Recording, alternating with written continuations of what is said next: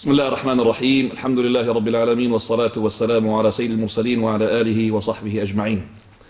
Today, while I was wandering in the Isle of Wight, a person told me about there was a masjid and a mosque in this place which is called Newport. And alhamdulillah, I managed to get to the masjid and I met some of the brothers. One of the brothers that's really captured my attention, and I would like you to meet this brother. He is called Brother Abdul Malik. You could see, mashallah, from the way that he looks, he's a white person, blonde person, mashallah. But there is something very sort of fascinating about the brother, and he didn't mind me recording him, that he comes from a background which I would like Abdul Malik to talk about. So, go ahead, Abdul Malik, please. Assalamu alaikum wa rahmatullahi wa barakatuh. Ana ismi Abdul Malik Jamal Khanif. I came to Islam, inshallah, 24 years ago. Before this, I was a heavy metal punk musician. I grew up, had a good education, but I was rebellious. I was like a human version of Iblis in the way that I rebelled. I would not bend my neck to anything. I questioned everything I was taught. I questioned history. I questioned that there was history and there is his story. There are truth and there are lies. And I rebelled against the British way of everything. I never drunk, I never did these things, but I thought I will rebel against the system, against the governments that I think are unfair. I will do it through music. Alhamdulillah. So I did music that criticized the government, criticized the society I lived in, thinking this would also make me happy. Happiness doesn't come from the outside, happiness comes from within. And now know happiness as water, as life itself comes from Allah subhanahu wa ta'ala. At the time I thought I could make myself happy through the music. I thought following my own ideas and the ideas of others would make Islam, would make my life complete. So what did I do? I played loud music and I deafened a generation. I'm tattooed and I was pierced, and way before all the people were doing this thing. Now it is commonplace. Then 20 odd years ago it was unusual and it was very uncommon. You can see by the holes in my ears. They are not from fighting in Afghanistan, astaghfirullah. Unfortunately they are from my own stupidity. But we did these things and we live with the consequences. Would you like to just to show me a bit of your chest?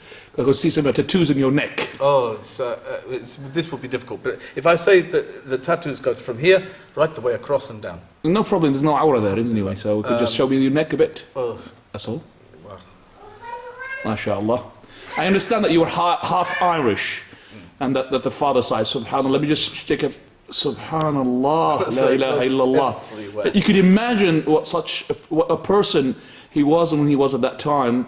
Now at the moment I just said to the brother that he had some light in his face because of the light of the hidayah, the nur of the Islam, the guidance. Yeah. Or the darkness of that heavy metal, what he said, it was satanic way, wasn't it? And yes, I would say it was. I would also say that it was done through anger out for various reasons. Anger at society, anger at things that I didn't understand, anger at that there must be more in life than just property, money and health and wealth. These things are, everybody says this is the meaning of life. I've always thought there was a God, and I always asked where he was. I looked at every ism. I had a good university education, but I argued against everything. And at the end of the day I looked at Christianity, and they were saying about Allah subhanahu wa ta'ala has a son, and I could not accept this. For if Allah needed a son, that would mean he has a weakness. He is in need of an heir. If you have a son, you're going to die, he takes over. Why do you need this if he's all sustaining and all powerful? So this did not make sense. I looked at the Hinduism and they worshipping the statues. And I said to one, if I break your statue, will your statue come and hurt me? I didn't even know about Islam. And he said, it would be a terrible thing. So if I throw your statue on the floor, it will kill me. I thought this is ridiculous. It is a nonsense. I looked at Jewish religion. I thought, well, I can't be this because this is not just a religion, it's a race as well. And I'm not of that race. So how can I join something I'm not a part of the club? It didn't make sense either. I thought God created everything, not just one people. I looked at all these different philosophies: Marxism, ism, schism and ism. And at the end of the day, all they are is man-made, manufactured, made by man for man's ego. And this I did not understand. A long time ago now, subhanahu wa ta'ala, I was walking along Kensington High Street and a brother had a leaflet and he was doing a very early version of dawah. There was no dawah 20 odd years ago. There was very few Muslim reverts. I don't like the word convert. Convert is to change. To revert is to go back. I have gone back to what my natural inclination should have been in the first place. There is no room for a convert. SubhanAllah. So I took the leaflet and I saw the word Islam and I thought, what is this thing? Whenever I was very little, my grandmother, because I grew up with my grandparents, took me to Hyde Park, and I used to see Arabic graffiti on the wall, and I used to like the script. I used to like and I used to wish I could understand what it said. Somewhere deep down inside, that must have stayed with me, because when I got this leaflet and it said Islam on it, I wanted to check this out. Then there were very few books on Islam. I found one. And it was Ghulam Salwa's Belief and Teaching in Islam. In its first edition, it's now in its 9th or so edition. It was very primitively, a primitive edition then. And I read it. And alhamdulillah, I saw this script again. And I thought, so it's this religion that has this script. The script that, spoke to me from a young child, that I thought, what is this thing? I was good at art. And I thought the script was beautiful. And of all scripts, it is the most beautiful in the world. And I looked at this thing, and I read, and then I read one thing. Bismillahirrahmanirrahim. Qul huwallahu ahad, Allahus samad, lam yalid wa lam yulad wa lam yakul lahu kufuwan ahad. They weren't expecting that, mashallah, from you. The way you sound, mashallah. This changed my life. Yeah, subhanAllah. And you know the meaning of it, mashallah. To say that Allah is one, Yes. to say that anything that has a creator is a creation, has to have a creator. You don't have multiple creators for something. If you have an architect, you have multiple architects, they all have infighting, they all fall apart. Excellent. You have to have unity. Ikhlas. That's right. To say Allah is one, the absolute. He has to be absolute. If there's not absolution, if there's not completeness, then he is partial. If he is partial, he is not the Lord of all. So he cannot be the Lord Creator.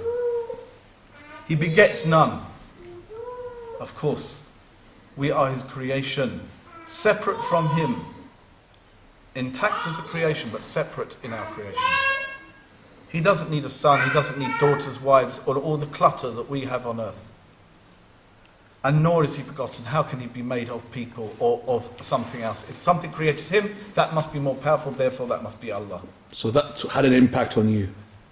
And like unto him, there is nothing. This is what had the impact. Right. Because to say, unlike unto him, in the whole universe, Nothing. in the whole of everything, we can only see as far as our galaxy. With the Hubble telescope, we can see Crab Nothing Nebula like and whatever. unto. This is as far as we can go. Now, beyond that, how many universes are there? And beyond that, how many universes are there? And the seven heavens, etc., etc. If there is nothing within the light years and thousands of millions of light years, there is nothing equal to him, and there is nothing like him, then he is Lord of all. And if he is Lord of all, then what am I doing standing on my feet? I must be on my face.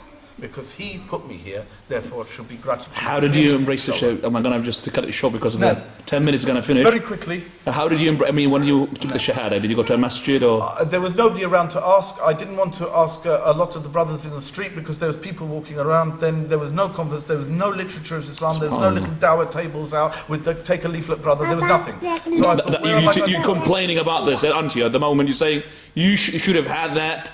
You I could should have had that. Yes. It shouldn't have been partialised to a community. You That's should right. not ghettoise Islam. That's right. You can't put a box around Allah.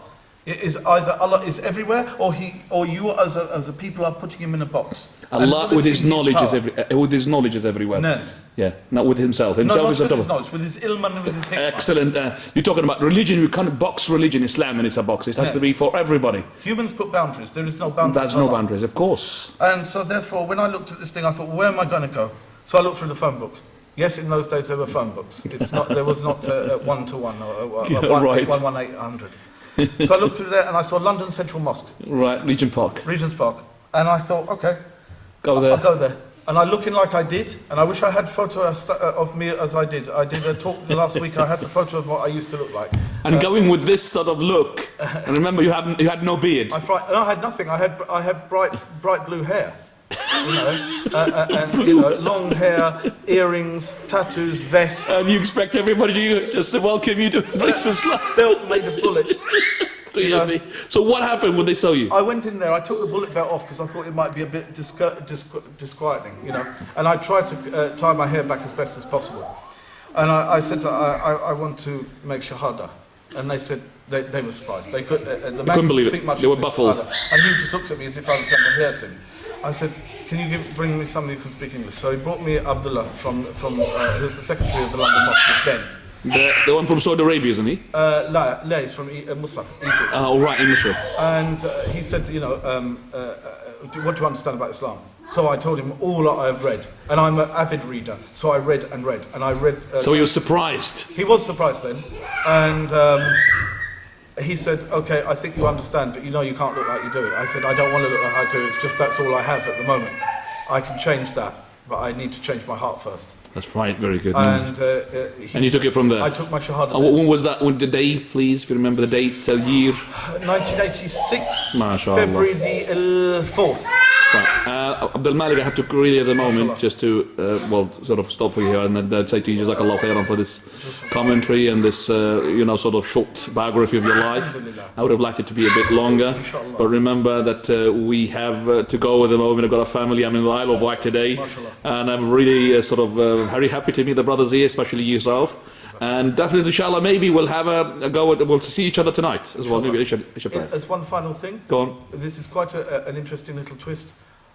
Cat Stevens, who also became Muslim at that time, I was named after one of his songs with my original name. My original name was Matthew. I was named after Cat Stevens' song, and I ended up teaching with him at Regent's Park. He taught the adults, I taught the children. When I learnt to write Arabic, I was teaching the Arabic to the small children. So how things come around, Allah has a wonderful plan, inshallah. Alhamdulillah. Jazakallah. Subhanakallah wa bihamdika. Wa salatu wa salam.